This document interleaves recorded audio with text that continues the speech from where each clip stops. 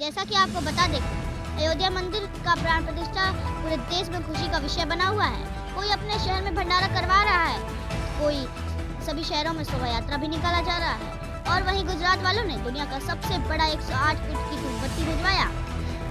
तो वहीं नेपाल में भी प्राण प्रतिष्ठा को लेकर बहुत उत्साह है और नेपाल वालों ने तो चांदी का प्लेट, गिलास, चम्मच वह सब चीज भिजवाया जो एक बेटी को दिया जाता है। वृंदावन से भी अयोध्या मंदिर के भगवान राम के लिए हार भिजवाया जा रहा है और वहीं जोधपुर से 6 कुंटल घी मंगाया जा रहा है और अयोध्या को फूलों से सजाया जाएगा और दूर दराज से लोग अयोध्या मंदिर आएंगे। और वहीं भारत में ख्याति रहने वाले लोगों को निमंत्रण भी दिया गया है।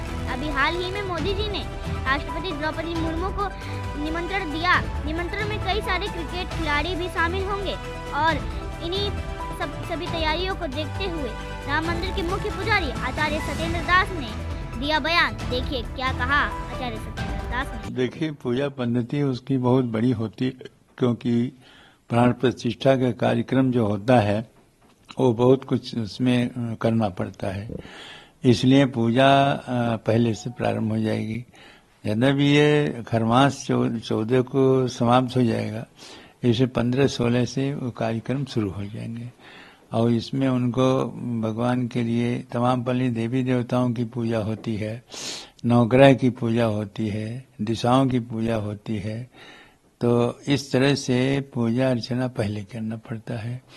फिर उसको उस मूर्ति को नगर भ्रमण कराना है और नगर भ्रमण नहीं करेंगे तो जैसे सुनाई पड़ता है कि वो परिसर भ्रमण कराएंगे। परिसर भ्रमण जहाँ बन रहा है उस क्षेत्र में घुमाएंगे, इतना ही करेंगे। उसके बाद जो उनकी प्रक्रिया है कि उनको अन्नादिवास, पुष्पादिवास, औषधादिवास, ये है दुग्धादिवास, जलादिवास, ये सब प्रक्रिया होगी।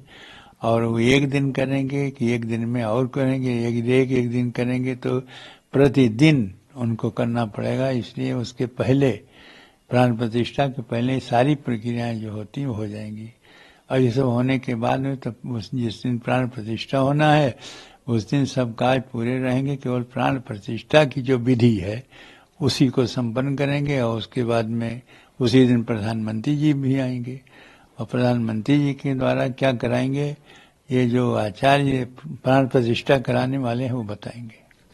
जी, आंखों पे पट्टी बांधने की क्या मान्यता है कि देखिए, मानने की है कि भगवान की जो दृष्टि है जब प्राण प्रतिष्ठा हो जाती है तो उसके बाद में उसको वही शक्ति आ जाती है जिस देवता की प्राण प्रतिष्ठा जिस मूर्ति में किया जाता है, तो वो शक्ति वो आ जाता है। इसलिए उनकी आंख को बांधा जाता है और आंख बांधने के बाद जो शक्तियां हैं आंख से निकलती हैं, इसलिए उसको वो शक्ति जो उनमें स्थापित किया गया है मंत्रों के द्वारा वो बाहर न निकले तब तक, जब तक वो प्राण प्रतिष्ठा हो करके और वो जो सिंहासन है जहाँ उनको स्थापित करना है वहाँ जब तक स्थापित नहीं हो जाते। जब प्राण प्रतिष्ठा के बाद स्थापित हो जाएंगे तब उसके बाद में उसको भी सामने से नहीं, बगल से जो भी होंगे वो विशिष्ट लोग जिनको वो आचार्य जो हैं निर्देश देंगे वो उनकी पट्टी को खोलेंगे। पट्टी खोलने के बाद शीशा दिखाएंगे। शीशा दिखाने के बाद में सोने के सिक्क से उनको काजल लगाएंगे। ये 3 प्रक्रिया प्राण प्रतिष्ठा और स्थापित होने के बाद होती है। तो इसीलिए कि वो शक्ति जो है वो किसी प्रकार से सीधे और न करके किसी हानि न पहुंचा दे, इससे प्राण प्रतिष्ठा की वो जो कार्यक्रम होने के बाद में उसको पट्टी तो पहले बनाई जाती है, लेकिन प्राण प्रतिष्ठा होने के बाद जो खोलने की विधि है वो इस प्रकार से है।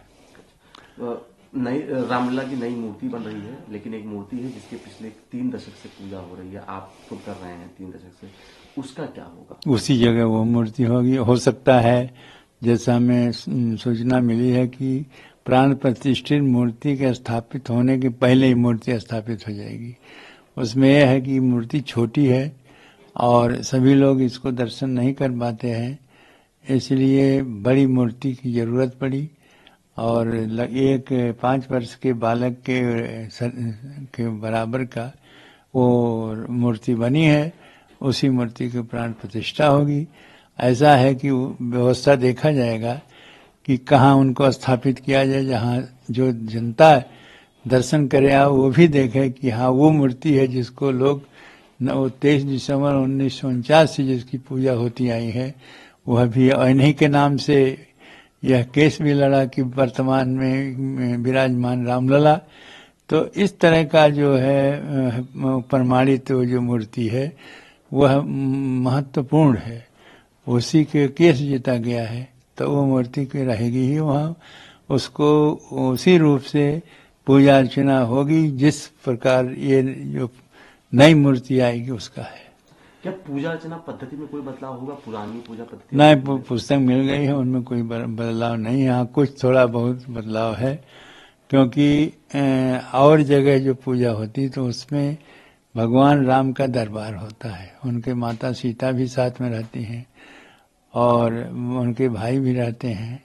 यहाँ केवल राम ही है, और इसलिए जो स्तुति भगवान राम के और सीता के साथ में की जाती है उसको नहीं किए हैं, और ये बदलाव किए हैं। बाकी जो सुबह के उठाना बैठाना स्नान कराना वो वही पद्धति है जो पहले से चली आ रही है, और उसमें जो मंत्र हैं 16, उसी 16 मंत्रों से सब काज होता है।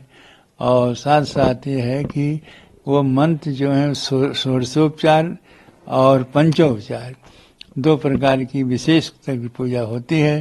तो षोडशोपचार पूजा होती चली आ रही है, अब उसे मंत्र पढ़ो और समान दो, जैसे ओं सहस्रेशा पुरुषा सहस्राक्ष सहस्रात भूमि गों सत्वा दशांगुलम तभी कहते रामम आवाहयामी स्थापयामी पूजयामी। ये मंत्र पढ़ने के बाद उनका स्थापन किया जाता है, तो स्थान के जगह हुआ। फिर इसके बाद में आगे जो मंत्र हैं वो सामान देने के लिए है, जल देना, उसके बाद आचमन कराना, स्नान कराना, फूल देना और वस्त्र पहनाना और जो मुकुट पहनाना, ये सारी बातें पहरा करके तब उनको अंत में श्रृंगार आरती होती। श्रृंगार आरती में फिर उनके बाद में उनको पुष्पांजलि होती है। अंत होता है जगे न जग में जंत देवास्थान धर्माणी प्रथम न्यासन तेह नाकम महिमान सचन जत पूर्वे साध्या संति देवा। यह होगा, पुष्पांजलि हो जाएगी। इस प्रकार से सर्वो मंत्र के द्वारा उनकी विधि विधान से पूजा होगी। पुजारी जी, आप वेदों के शास्त्रों के जानकार हैं, बहुत से लोग कह रहे हैं कि मंदिर पूरा बनने का इंतजार कर लेते, क्या वजह? क्या नहीं, जितने भाग में रामलला के स्थापित करना वो पूरा बन चुका है, और 3 खंड में बनना है तो तीनों खंड के अलग अलग व्यवस्था है, ठीक है। और 1 खंड बन गए हैं, इसे 1 खंड में कोई ऐसा नहीं है पूरा। हाँ, ये होता जैसे एक मंदिर ऐसे होता सीधे वहां तक जाएगा, शिखर तक, जो सीधे शिखर तक जाता है, बीच में कोई दूसरा चीज नहीं होता है। ऐसे मंदिर जैसे हनुमानगढ़ी बना हुआ है, और वो मंदिर बनते तो उसमें पूरा बनने के बाद ही उसकी शिखर की होगी। लेकिन इसमें 3 खंड है, 1 खंड में तो रामलला होंगे, दूसरे खंड में क्या करेंगे वो भी है। तो 1 खंड पूरा बन गया है, इसलिए उसकी जितना भाग बना उसकी पूजा हो जाएगी, और उसके पूजा होने के बाद उसमें स्थापित हो जाएंगे। फिर उसके बाद जो काम होगा वो करते रहेंगे। ऊपर जो सीधा एक बनता है, जिसने मंदिर बन गया उसमें शिखर तक एक